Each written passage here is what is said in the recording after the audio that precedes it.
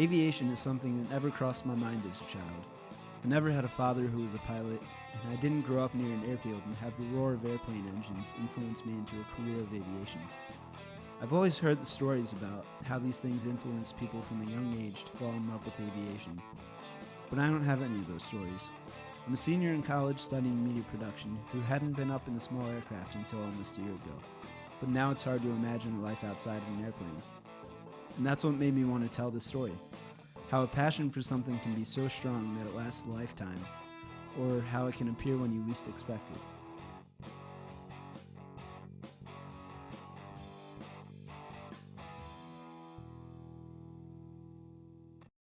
What does aviation mean to me? Well, it's obviously become my livelihood.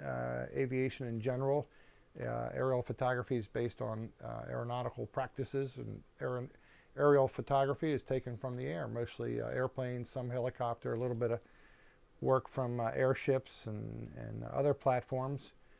But what was the question again? What does aviation mean to you? What does it mean? I'm getting off on a track there.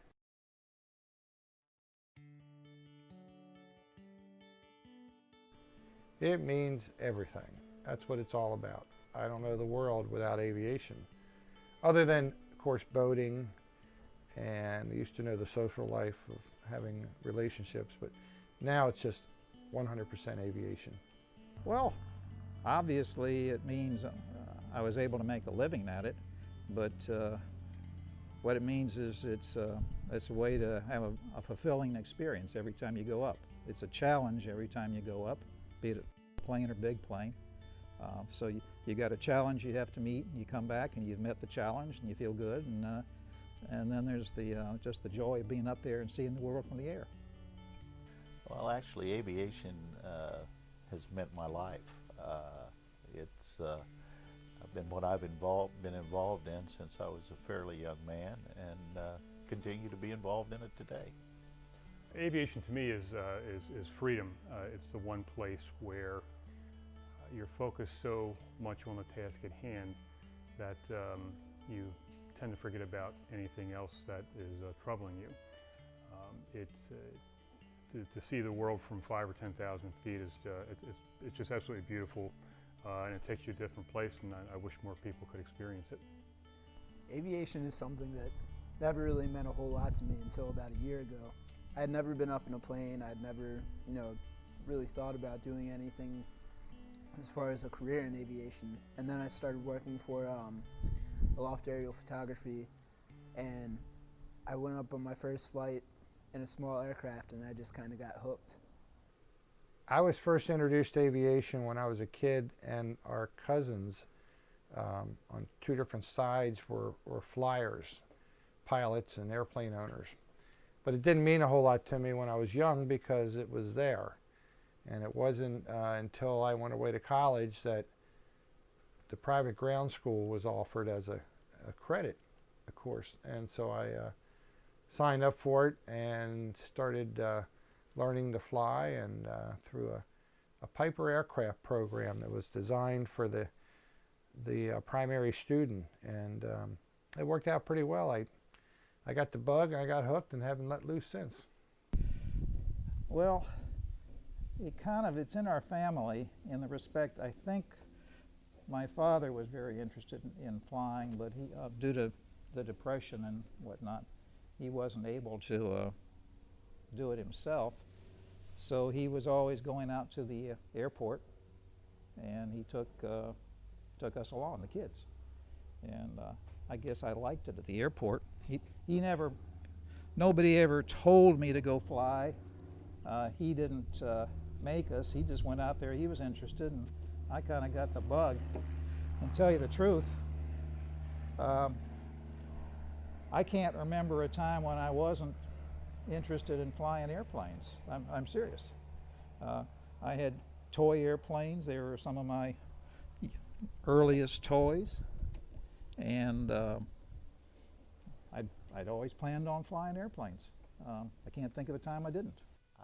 It was a call by the government. It was during Vietnam, and I was about to be drafted, and noticed that the Army helicopter program had an ad in the post office, and so I decided it might be better flying than being infantry on the ground. So I applied for that and went through that program.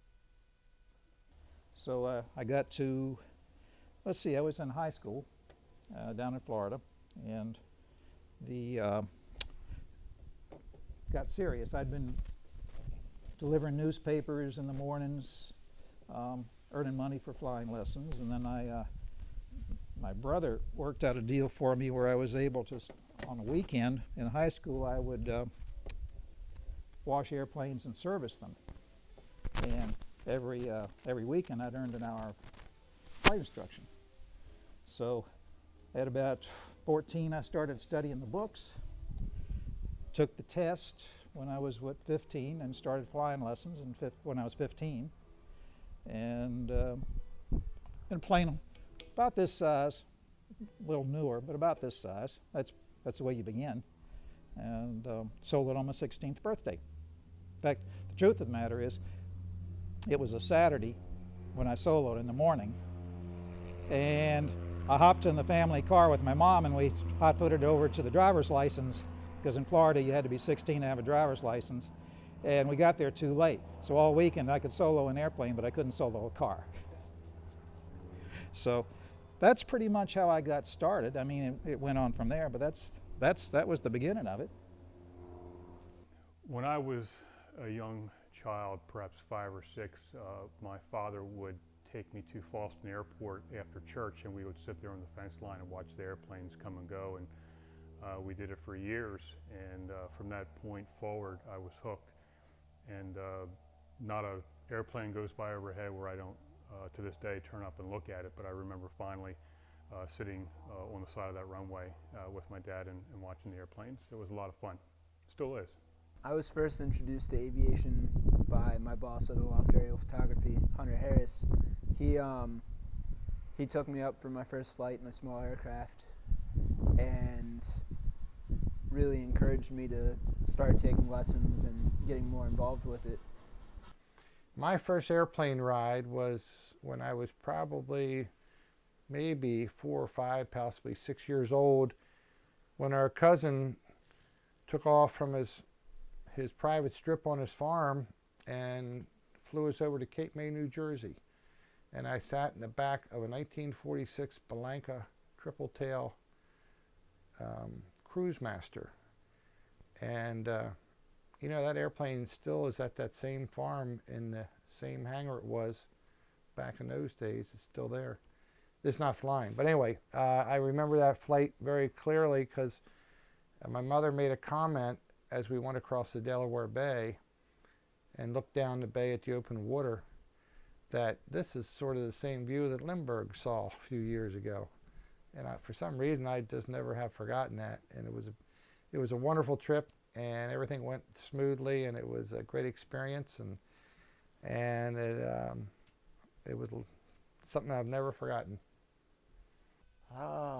Well, I do in the helicopter, but I flew with a friend of mine that had an airplane long before that.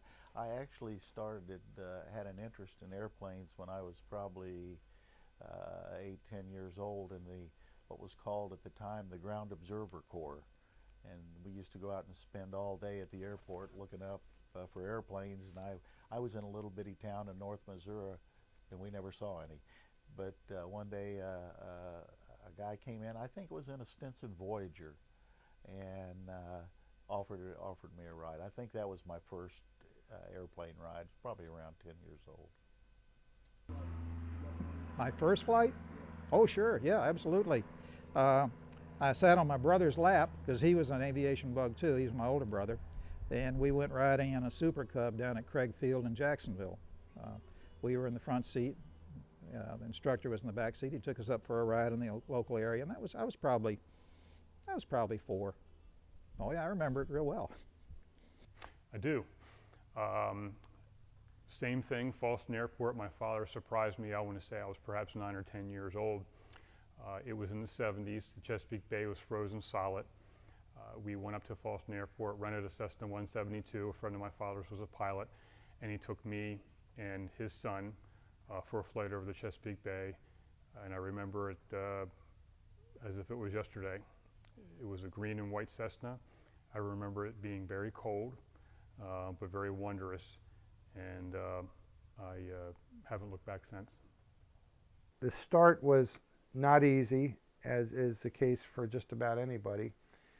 I don't know what it's like for military trained pilots. I would think it would be a little bit easier, but as a pilot who was trained non-military, meaning I had to pay for each and every lesson, it was an expensive and time-consuming ordeal, and I worked at the airport, and it seemed like every penny I made turned around and went right back into the airport for flight instruction. I pumped gas, washed airplanes, did anything I could around aircraft to generate revenue to spend on flying. Well, let's see. I knew I wanted to fly.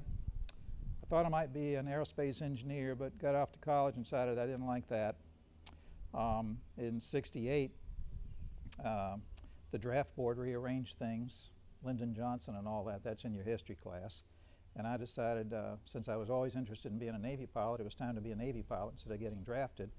So I joined up in the Navy, started flight training in '68, got my wings in early '70, and I could say that was a career for a while right there while I was on active duty. I spent 7 years flying for the Navy on active duty and kind of got the bug. I went to various schools, learned a lot about aviation over and above just flying, including accident investigation and safety. When I got off active duty, I figured, well, I want to stay in aviation. That's what I know. And I found a job in aviation safety down in DC and did that for a long time. And I continued flying in the Navy and the reserves. As I said, by the time I started learning to fly, I was already a practicing lawyer. So how I funded it was out of my own pocket. I didn't borrow any money, but there are certainly organizations that do lend money for the purpose of flight training. In fact, quite a few, I would add. And to the extent, that the VA funded some of my education, I suppose in an indirect sort of way, the VA helped pay for it as well. My flight training experience is really unique in my opinion because I'm actually not really paying for my flight training necessarily.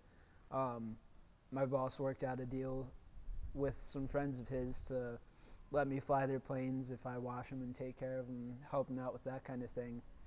And I help Hunter around the shop, and he teaches me to fly. So I kind of trade working for flight time. What was the question again? What have you been able to do? Yeah. I think I could go forever. That's fine. I mean, we could be here all night. Because it went from the initial training with my own airplane all the way through, the commercial, the multi-engine, the instrument, the helicopter, the glider, later on airship, and flight instructor in airships. Did a lot of flight testing for manufacturers of airships from first flight through certification. All sorts of really interesting little side trips here and there in different arenas of aviation. And the more experience I was able to have, I went further and further in different directions. What have I been able to do? Golly, travel. And that's one thing about being in aviation. You're going to travel, and it kind of runs in my family. So I've been all over the Pacific in the Navy, all over Europe with United Airlines and some South America. So I got to see a lot of places I probably wouldn't have otherwise. Got to fly into 19 typhoons. That was kind of sporty. I liked that. Got to fly some high-performance airplanes. That was fun. Well, I came back from Vietnam. I was a flight instructor for the military for a couple of years. I was then hired by TWA to go to work for the airline. However, after my first day of class, they said they were going to furlough us until a later time, and that later time never came. So I left there. As far as flying, I flew for different local jobs. Did some crop dusting with a helicopter.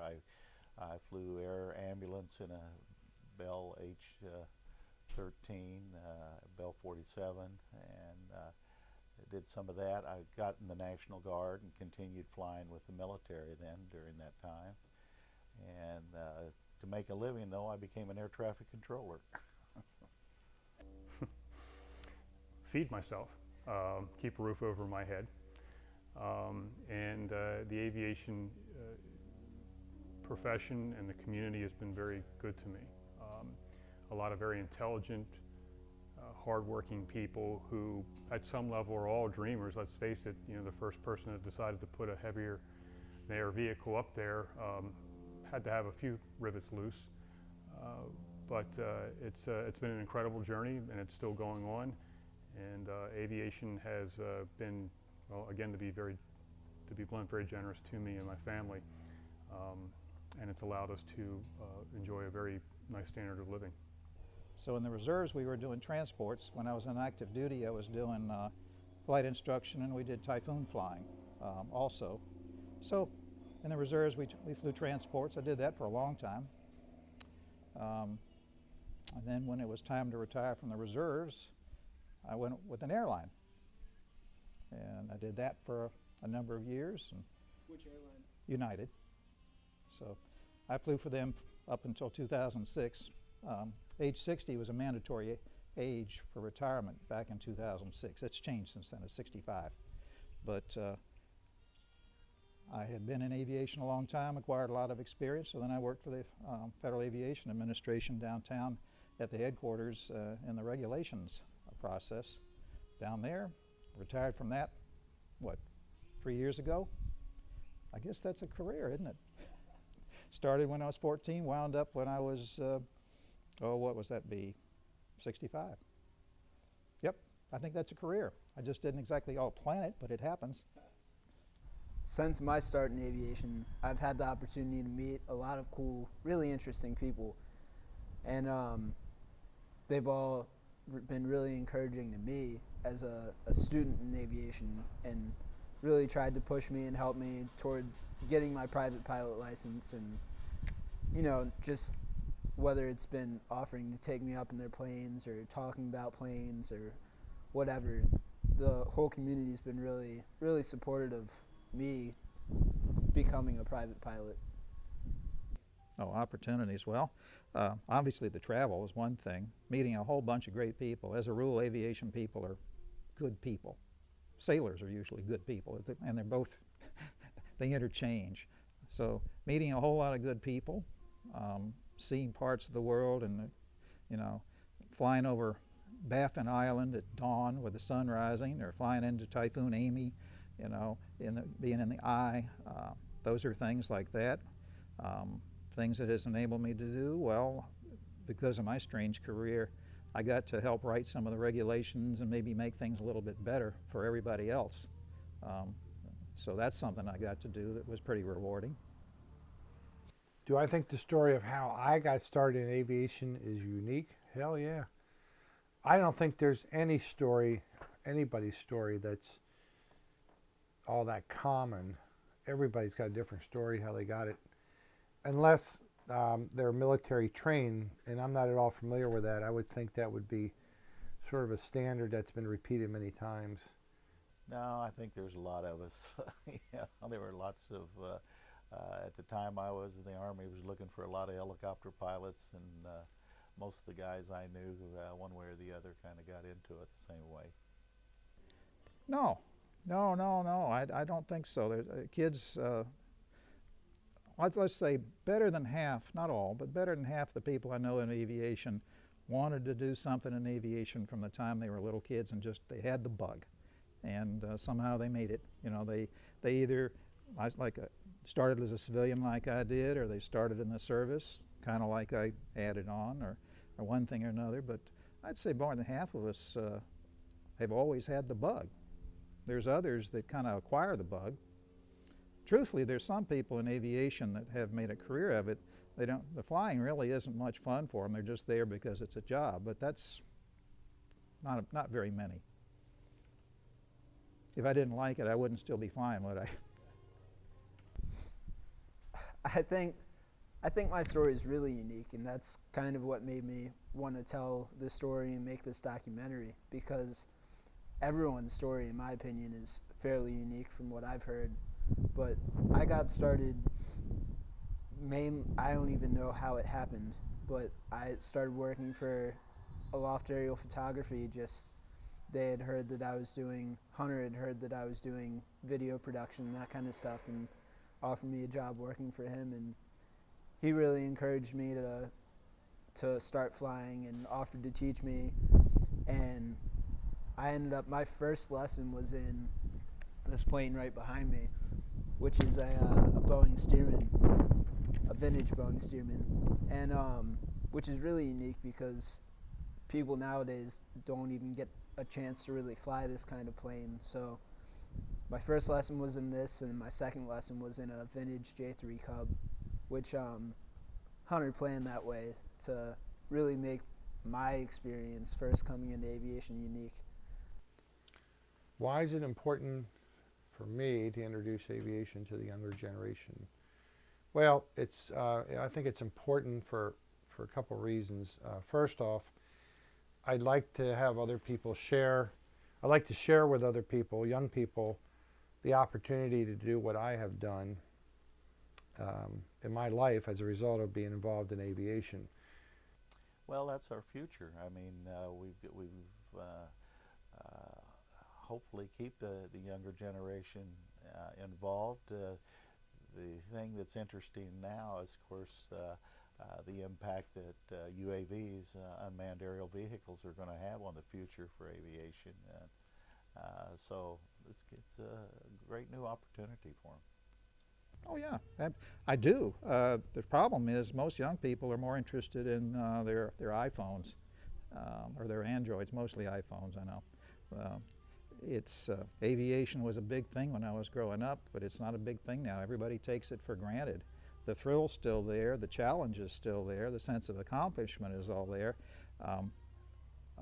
but I guess that's just not something that's up on kids' radar nowadays, if you're talking about kids, or even slightly older than kids. There's people that they come to aviation late, in their 30s and 40s. They decide, I always wanted to fly, so they start taking lessons, and that's great.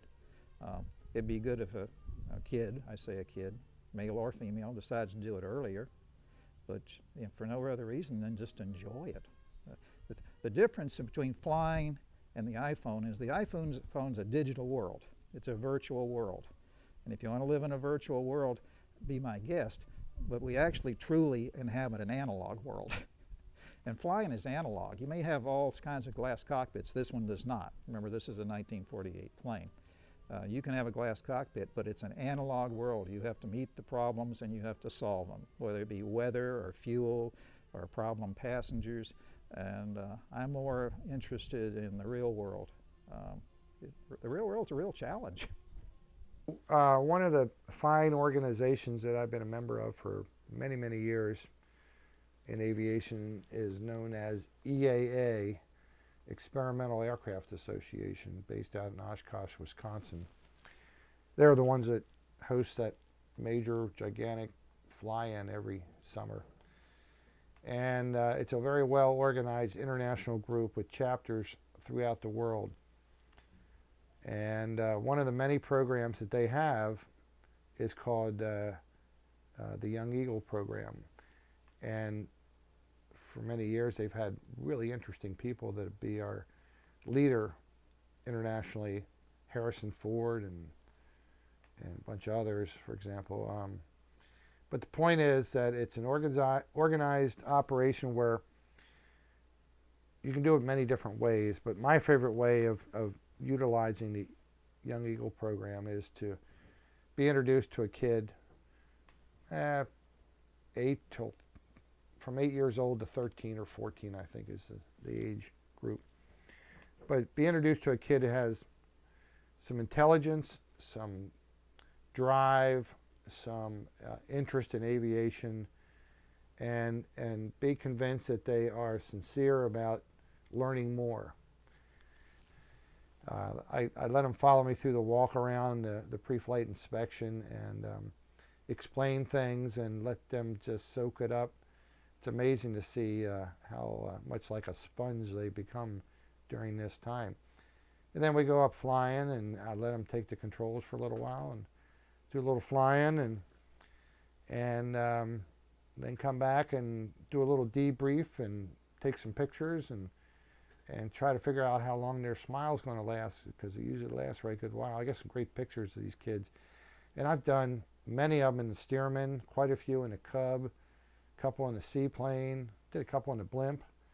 I've done Young Eagle rides in lots of different airplanes. And I've got some great reports back from people too, either grandparents or parents, and they'll come up to me and remind me that I took their kid flying. And now he's doing this or that, something involved, one kid his mother was very happy to report that he's in Nevada participating in the world's fighter pilot fly-off as a representative of the U.S. Air Force, flying, I think it was a Hornet. And he started flying in my Stearman.